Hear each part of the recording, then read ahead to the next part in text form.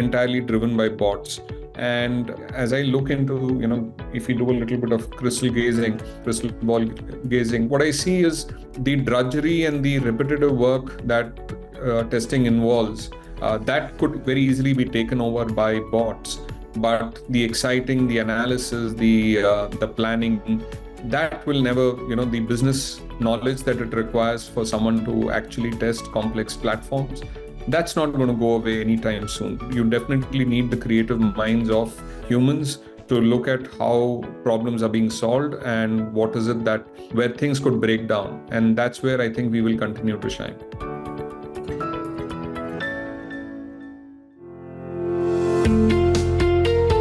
Hello and a warm welcome to a very special podcast series, Unusual Suspects. I'm your host, Gaurav Chaudhary. This is a series about unraveling stories of entrepreneurs, investors, and businesses, and of course, professionals who are disruptors, yet not in your face. Their disruptions have consistently delivered on the purpose and the mission they've embarked on. Their values are as strong as the mission. While they're ruthless in pursuing their ambition, they don't stray from being leaders who are not just admired for their vision and relentless pursuit, but also for how they're building an ecosystem of believers who consistently push the boundaries. They allow principles to take precedence over ad hocism. For them, profitability is as important as scale, creating and leading new categories and innovations. In each episode, I speak to one such leader or a few of them together, talking to her or him or them about their businesses, lives, inspirations, interests, challenges, pivot moments and turning points, successes, failures, agonies and ecstasies, and of course the little joys of life. It is as much about the personal life stories as about their entrepreneurial and professional journeys. Unusual Suspects streams on Earshot.in, Spotify.com, Apple Podcasts, Google Podcasts, MoneyControl.com, and a host of other podcast streaming platforms. For this episode, I'm delighted to have Srirang Srikantha, CEO, Yethi Consulting. Yethi is one of India's fastest growing pure-play testing service and test automation solution providers and has served 120 plus clients across 30 plus countries. The team has invested in creating top-of-the-line products to offer a full range of quality assurance services and is focused on multiple lines of businesses, primarily within the BFSI segment. Leading banks, needless to say, rely on Yethi Consulting assurance expertise for business success with their financial applications. Welcome to Unusual Suspects, Srirang. Thank you so much, Gaurav. Thanks for having me. It's a pleasure being on your podcast. I've been a long-time listener, but I think, first time over here talking to you. Look forward to a great discussion today. Absolutely, Srirang. Just to understand, for the basic understanding of me and our listeners, of course, could you please provide a brief overview of Yethi, including its primary products and services, Srirang? Yeah, sure. So the way I look at Yethi, Gaurav, is an organization that helps large enterprises who are on a tech transformation journey to look at their investment and maximize that, ensure that there are no fumbles, ensures that there are no, in terms of reputational risks that they have to undertake. So we ensure that the software delivers on the promise. That's the broad spectrum of what we do. We specialize in working with financial institutions, and we have invested in technology that will speeden the task, help them do very repetitive and boring tasks easily without investing human capital into that, but having bots take over things which are not that exciting and leave the exciting work to humans. Srirang, it's interesting. You're working in an area which, although it is B2B, but if eventually the kind of products and expertise and the services that you're bringing to the market is actually, is only making life easier for the final customer through the banks and the financial services institutions that millions of customers actually deal with. In that context, and I have to ask you this question because this is the decade of AI. We are probably in the high noon of very rapid innovation taking place in that space. How have the recent advancements in such technologies, particularly artificial intelligence, impacted the development of financial and banking software solutions generally and also in India? And how have you adopted these in your own services that you offer? So AI is an exciting technology. I think AI, while a lot of people are experiencing it for the first time, some form of predictive analytics has been around. I remember algorithms from the 60s, 70s, which were used to predict, gold deposits and water in different parts. As you know, it was used in mining. That was where I think it started. Today, what we are seeing is an explosion in terms of how the technology has grown from purely mathematical and numeric outputs. Today, we are looking at generative output, and this is revolutionizing a lot of disciplines within tech and financial services. Tech, definitely, we are seeing a lot of changes in how software is built, what it can do. Financial services is looking at different aspects of how to leverage this technology. What was common was items like credit decisioning was something, but today we are seeing it applied to a lot of different fields, including statement analysis. You know, tomorrow, if you wouldn't be surprised if your bank statement tells you what are your spend patterns without a graph, but in a textual manner where it outlines what it has seen in terms of your spend patterns and what it means and where you could be saving money. Those are technologies which are already being talked about. There is huge change, investment and savings which are coming through from use of Gen AI based tools and things like customer service. All of us call up our bank so often, and there is a lot of investment in having people answer those calls. A lot of that is shifting to bots. A lot of that is shifting to chat-based discussions, all powered by AI. So these are different things which we are seeing in terms of what our customers are adopting. But what's interesting is there's a lot of doomsday prediction in terms of our particular discipline, which is testing, where a lot of people are saying that testing will no longer be conducted by humans, but will be entirely driven by bots. And as I look into, if you do a little bit of crystal ball gazing, what I see is the drudgery and the repetitive work that testing involves, that could very easily be taken over by bots. But the exciting, the analysis, the planning, that will never, the business knowledge that it requires for someone to actually test complex platforms, that's not going to go away anytime soon. You definitely need the creative minds of humans to look at how problems are being solved and what is it that where things could break down. And that's where I think we will continue to shine.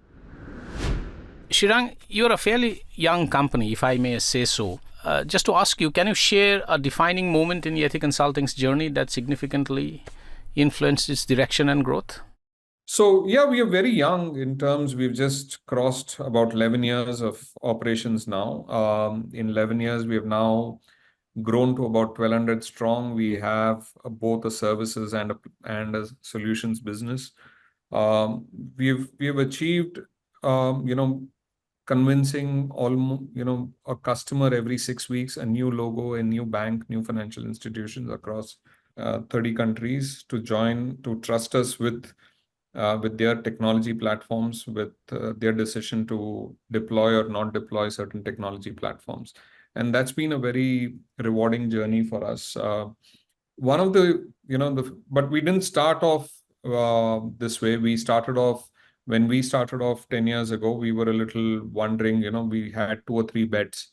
And when we came out of the initial build and design of our test automation platform, I think that was one very large defining moment, because 8 months into saying we'll do a startup and we started off the company, we had bet on 2 or 3 different technologies, and this piece had, when it took shape, it came out so well, and it looked so differentiated that we decided to focus all our energies into building and growing the QA practice, the testing practice. And that was the first large change in trajectory that we did. The second fillip to the company came in 2016, when RBI gave out these new licenses in 2016. and there were 8 new small finance banks and about 8 or 9 payment banks. And we went after these customers knowing that as startups, as new entrants, they would be more open to working with a startup themselves. We were, Yethi was what, 4 years at that time. That was our pedigree. We had 4 years under the belt, and we were still under 150 people. And that's when we went after these large institutions that were being built. We were lucky that out of the 8, 4 small finance banks trusted Yeti as their QA partner. And this was a big responsibility because you were getting 4 financial institutions off the ground. Each one of them had a very, very short runway in terms of timeline that they had given us. And the complexity of technology that was being deployed. 20 years ago, you could start with one or two large applications, and that would be sufficient to set up a bank. But 10 years ago, when we did this, when the small finance banks came up, the competitive landscape was such that they required 20 to 25 different pieces of technology, which had to be validated and commissioned within a period of 8 months, so that you could launch business operations. And that was a major turning point for us, Gaurav. Srirang, what is the estimated market size for test and automation solutions, and what opportunities do you foresee for further growth and adoption in the future? See, testing is an integral part of build, as in there's no way that you should release software or any technology without QA. So in that way, it is about 30% of any effort which goes into building software, and that is a very large number. But I think what's more relevant is what gets outsourced, and if you look at the business that we are in, which is, so typically FS contributes to about 50% of any IT spend. And that's the market that we are focusing on. QA, which gets outsourced within the overall business, is anywhere about $17 to $20 billion. And it's very easy to assume that about 50% of that will be within the financial services community. Automation is a smaller subset of that. It is anywhere between 10 to 20%. But that is growing because the technology complexity is growing. Your velocity of releases is increasing. So with every release, you need to do a little more of testing. And that's what is driving regression. And that's what is driving business for us, the need for more frequent and regression within software development. And I have to ask you this as a bank customer. Do you think frequent bank outages coupled with the rush to launch new products contribute to an increased risk of fraud within the banking industry? And you are in a good position to respond to that because you're doing a lot of testing and automation for many of the banks in India. See, thankfully, so fraud and the opportunity for fraud increases every time we make business or transaction easy. So that's the nature of the game, that if we introduce technology which makes it easier for you to transact, it just makes it easier for the wicked or the people nefarious to use that to defraud you. So it is, the simplicity leads to higher fraud. So we have to be a little more vigilant. But I think the other aspect of this is, does it allow what is called as, unauthorized access? So social engineering to get you to key in a PIN that will, which transfers money. That is something that, only education and awareness will prevent. But the other aspect, without your knowledge, can people get into your banking accounts and withdraw cash? I think that is something that banks have spent a lot of effort preventing, and that I don't think is happening very easily. That is something that I don't think happens very easily because there's a lot of time, effort, expertise that is put towards that. There is also a lot of governance and RBI is doing a lot to push on that agenda to ensure that the security, what do you call it, spend and security posture of the banks is extremely hard, in the sense that they are able to prevent and withstand any malicious attacks that come on their way. So yes, I think you need to be vigilant as an individual, but you can be rest assured that the banks have put in place the best technology to prevent your money being taken away unauthorized. But you still have to be vigilant in terms of whom you give out passwords and whom you give out your pins to. Absolutely, and that's also true of, from the bank's point of view, that's also true of ensuring data privacy for the millions of customers who they serve, isn't it, Srirang?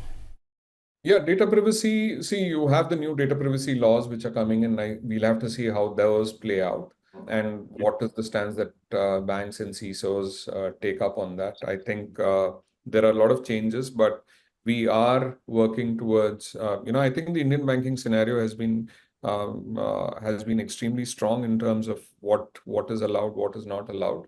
I think RBI and the banks have taken a very good posture in terms of what they want to do with your data. Two new initiatives, I think, payment processors or intermediaries which are being allowed. We will see how that plays out. And the second one is how the data privacy regulation gets played out within India. I think those are things we'll have to watch out for, Gaurav. Absolutely. And how do solution providers navigate the balance between innovation and maintaining client trust and stability, which is very critical, isn't it, Srirang? Yeah, that's the biggest problem today, right? As in, the more you innovate, the more you change software, and change and stability are opposites. They do not go well together. And it falls on, financial institutions actually have it a little tougher. If your Amazon web service doesn't work, Amazon account doesn't work, you're really not going to be bothered. But at the same time, if you go to check your balance on your bank and that doesn't work, or if you're trying to do a transfer to your parents or children and that doesn't work, that today we have reached a scenario where technical stability is kind of, is a proxy for financial stability. Many of us don't know how to read a balance sheet. We don't know how strong our bank is, whether it will survive or not. But we are ready to move bank accounts if the technology doesn't work. And that is where, banks have it tough, that they have to keep up with a lot of new advances in processes, advances in, selling you new stuff, new methodologies, and all of that gets executed through technology. But the minute they take, they have to ensure that nothing breaks down. And that is where, the old adage of saying test, test, test Absolutely. comes to help. And that's where they reach out to people like us who help them ensure that they are innovating, but they remain stable. Considering the global reach of technology, and it's so far as technology is concerned, the world, it's a flat world. How does Yethi Consulting adapt its strategies to cater to diverse cultural and business context, Srirang? So we are lucky in one sense, Gaurav, because we are following on the footsteps of people who have innovated and who have beaten the path to technology advancement or selling technology to the globe before us. I know that India has been at the forefront of taking technology globally since the 80s, and that has made it very easy for us. Because a lot of people are now used to seeing Indian faces, Indian cultural nuances, play out when they do large technology transformations, especially financial services. I think India is one of the market leaders. And therefore, be it in Papua New Guinea or in Africa or Latin America, working with Indians is something which all banking executives have come to realize is part of the game. It's not something new. It's not something novel. Having said that, it is a very different ball game when you are working exclusively on the technology side or you are working with the business teams. When you're working with the individuals, culture, language, all play a major part. And so, as we have grown to different parts of the globe, what we have tried to do is have someone who can bridge local culture and the Indian way of doing things, be part of our teams. That is key to us succeeding when we have long-term relationships with customers. Finally, Srirang, what aspirations or goals do you have for Yethi Consulting, and how do you envision the company's legacy evolving over time, Srirang? So Yeti has been growing at a fairly, for the last 10 years, we've grown at about 40 to 50% a year. I hope that we are able to maintain this pace. We are doing a lot to grow internationally. What is very heartening for me is this growth today has come without entering any of the major markets. So we are currently in India, Middle East, Africa. We're just starting our growth into Americas and Europe. And we still have Southeast Asia and North Asia to look at. So there is a wide world out there for us to conquer. And my hope is that in the next 10 years, Yeti turns into a globally recognized brand that stands for high quality delivery and innovative solutions. Absolutely. Wish you all the best for that. And thank you so much for taking the time out to share your deep insights and perspective on a variety of issues. Thank you so much for having this conversation with us, Srirang. Thank you so much, Gaurav. My pleasure.